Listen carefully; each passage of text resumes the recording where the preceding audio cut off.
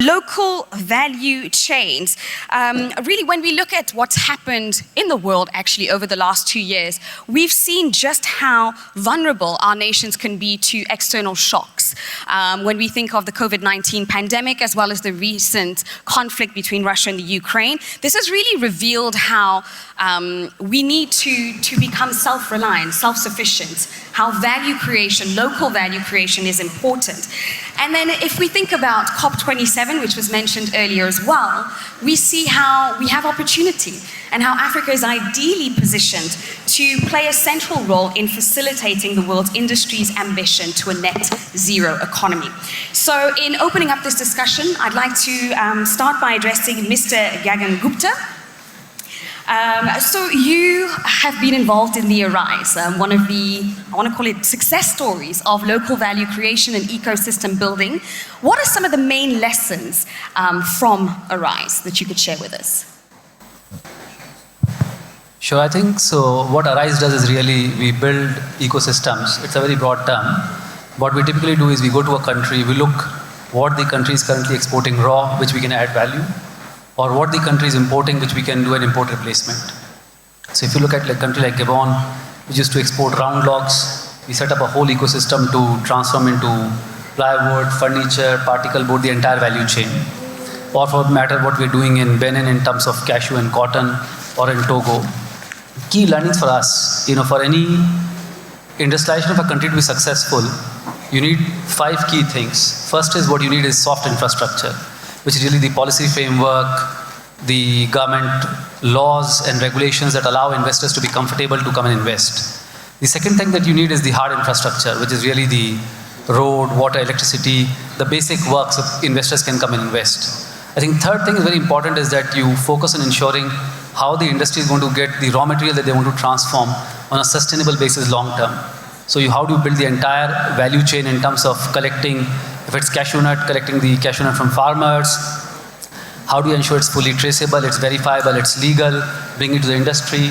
So that's the third part. I think the fourth part, which is very important, is how do you ensure there's enough availability of capital, both long term and short term. Because the way to look at it is, if this cashew is going from, say, Ivory Coast to Vietnam, so the working capital required is only for 3 months, but now you need that money for 12 months. So are the local banks, do have the capability to support that kind of transformation? So you need to focus on the on the capital part. Last is what is you use a differentiator. So why will this industry be able to compete with an industry already, say, in Southeast Asia? So is it basis sustainability? Is it basis cost? What is going to be the key differentiator? So I think for us, for an industrial zone or for an ecosystem to be successful, these are some of the key things that we look at. Thank you very much. And you've raised some important points there when we think of soft infrastructure, hard infrastructure, as well as innovative financing and capital raising structures. And that brings me to my next question, Mr. Sameh. When it comes to the AFC, one of the things that we did here today was FInnovation. I'd like to get a little bit more insights in terms of what are the strategic industries of focus and how do you see FInnovation taking place? Thank you very much. I'd like to take the example of transition metals. And the way we think about it is very simple, demand and supply.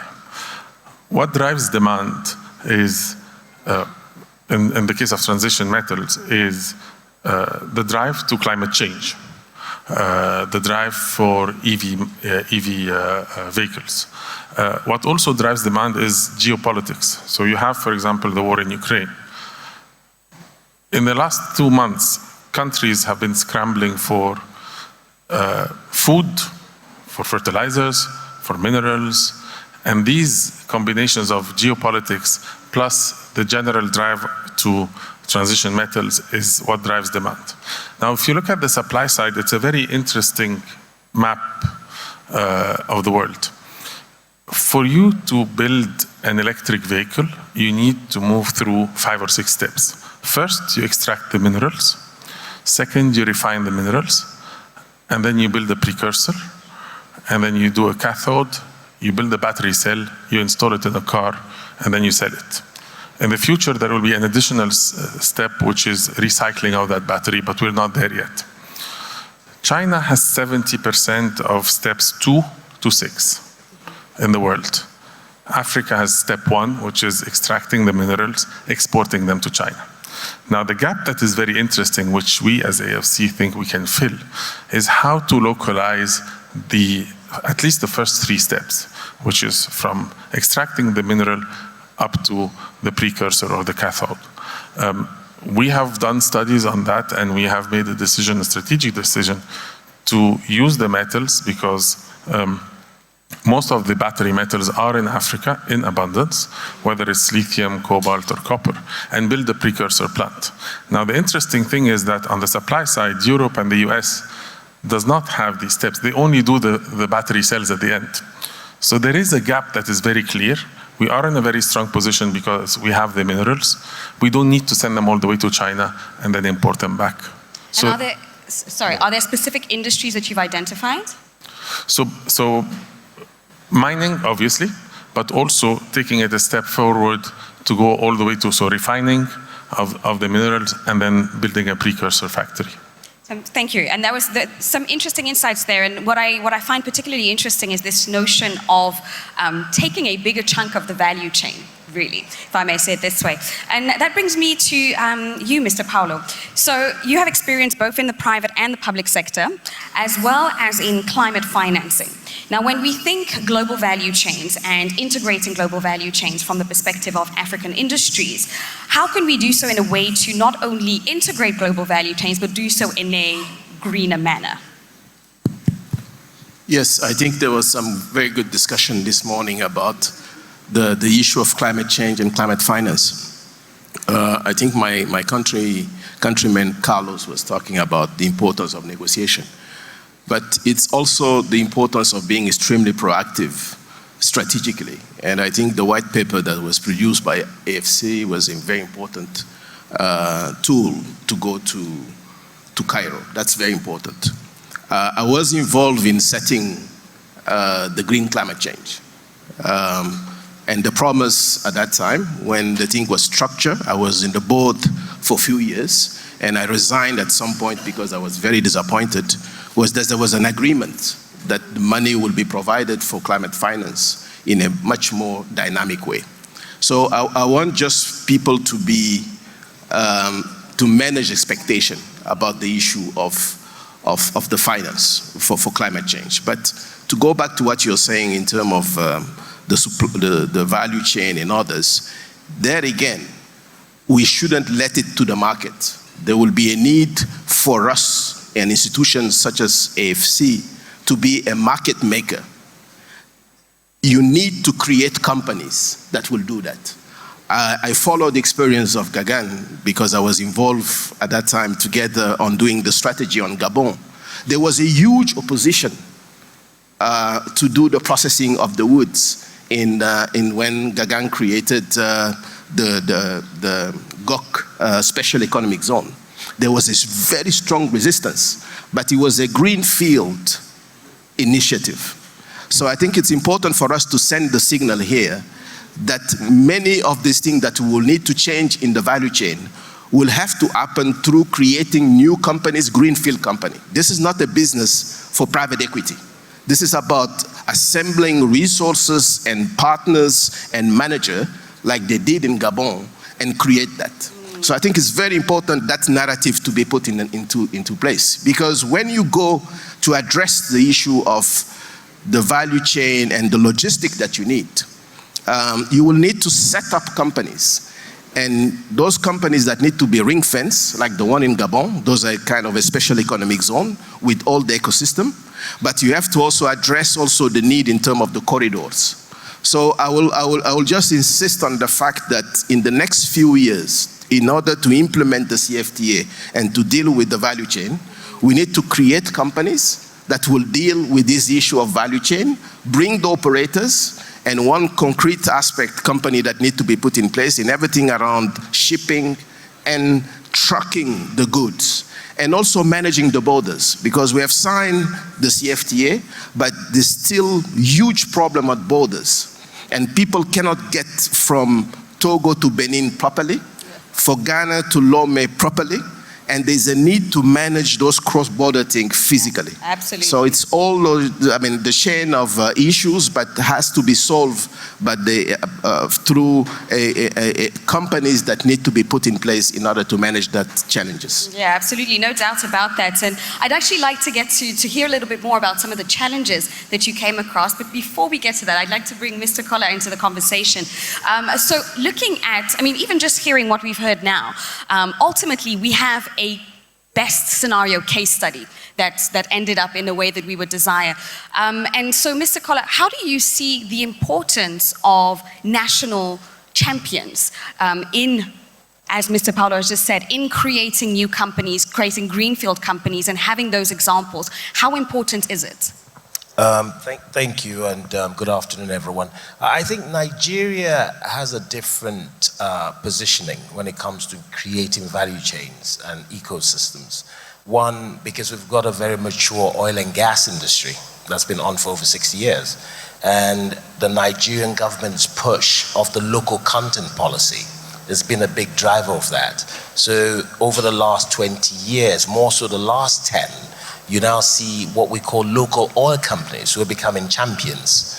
And in this, they're creating a value chain proposition where you're seeing value add industries being created onshore Nigeria. And that's where you see champions like us come. This opportunity is only started from 2007 to 2011.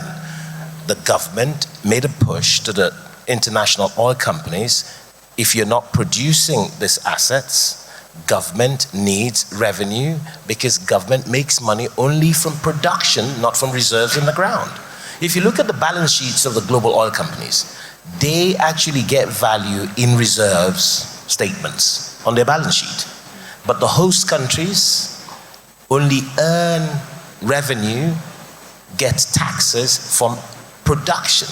So when government realized this, they made sure that most of these assets will be sold, and in so doing, the local content policy kicked in. And that created the little giants you see in African oil and gas today. And in so doing, it dovetailed into logistics suppliers, pipe coating suppliers, who are all now local companies. You have drillers who are now local companies. And that's an ecosystem, if maintained in industries like cocoa.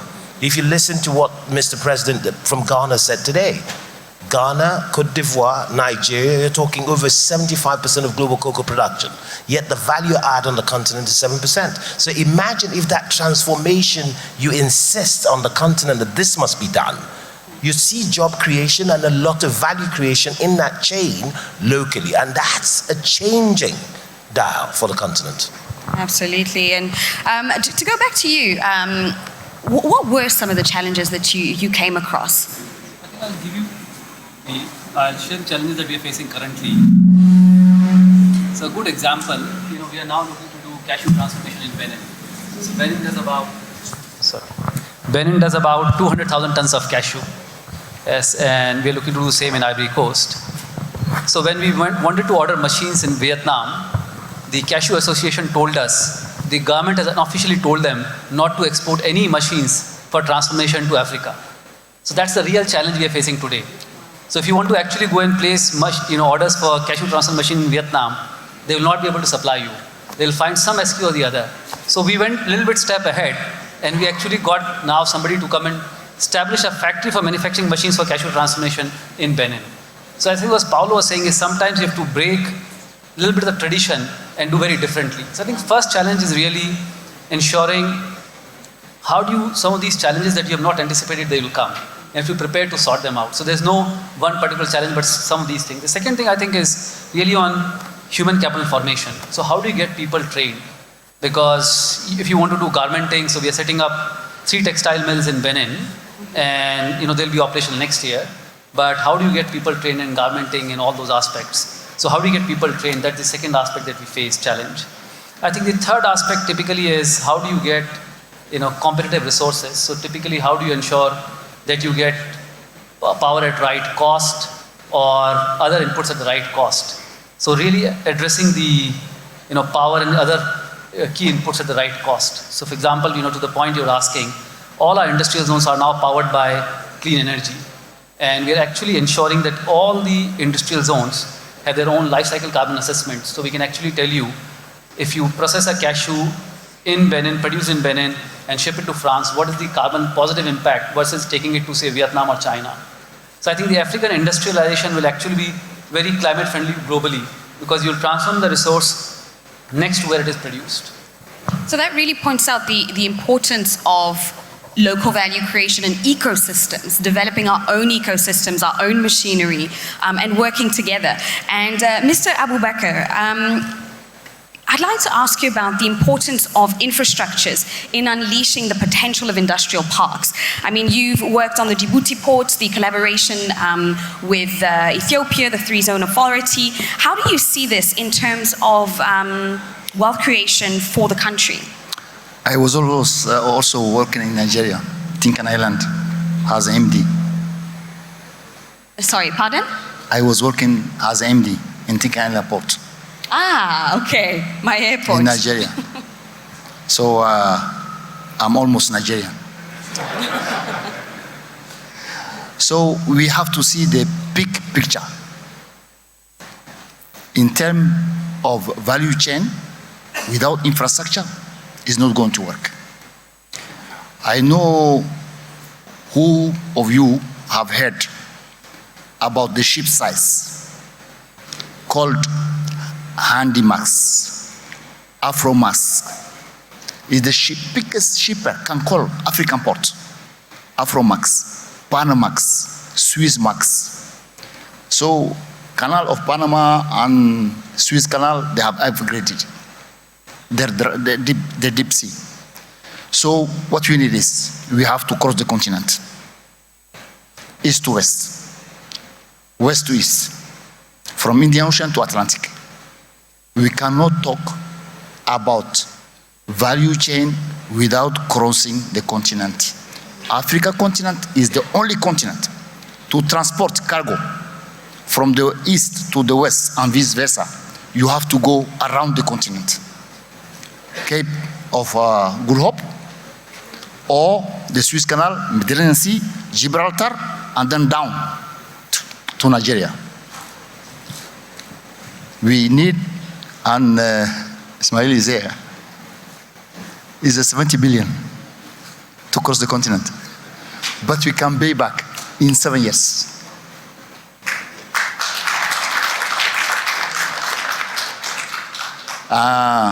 The other thing is energy. Deep sea ports, we are doing in the West. You know, out of 45 countries landlocked in the world, 17 is located in Africa. In the East, we have long sea coast. We have only 9 countries: Egypt, Sudan, Eritrea, Djibouti, Kenya, Tanzania, Mozambique, South Africa. You have 21 countries with sea coast because they conquered you before us, because the Suez Canal was not open at that time. So, first, the seaborne trade in the world is representing 80% of the commerce of the world. We are developing deep sea ports, and then what we need is to connect along with Nigeria, Ethiopia, DRC Congo, Rwanda, Burundi, Kenya, and also Uganda. 800 million population, consumers to be connected. Let's cross the continent. That's my message. Some interesting points there throughout the discussion, actually. And Mr. Same, when you look at the success that is Arise, the success of the Djibouti ports, the free zones, is the risk premium justified in terms of the cost of raising capital on the continent?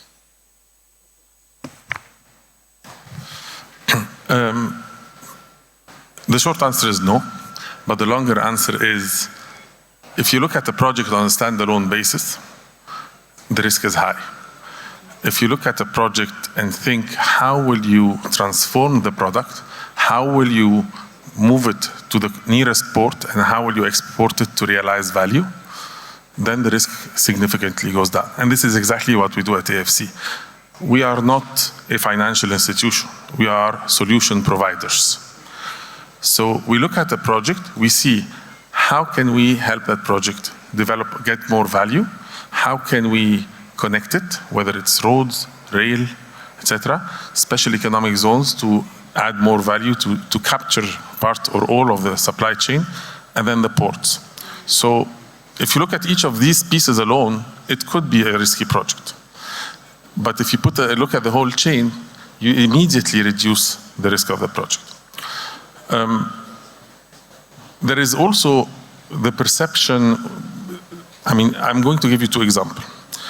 The difference between the perception of risk and the real risk, I call it the Google effect. I come from Egypt.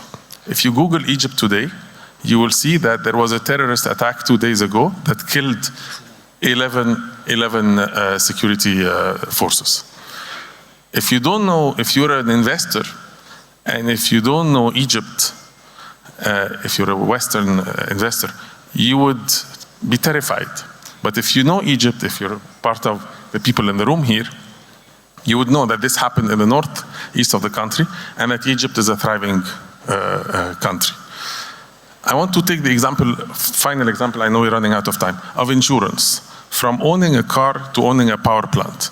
If I am compliant, if I pay, and if I don't default on my car or on the power plant, the insurance premium has to go down.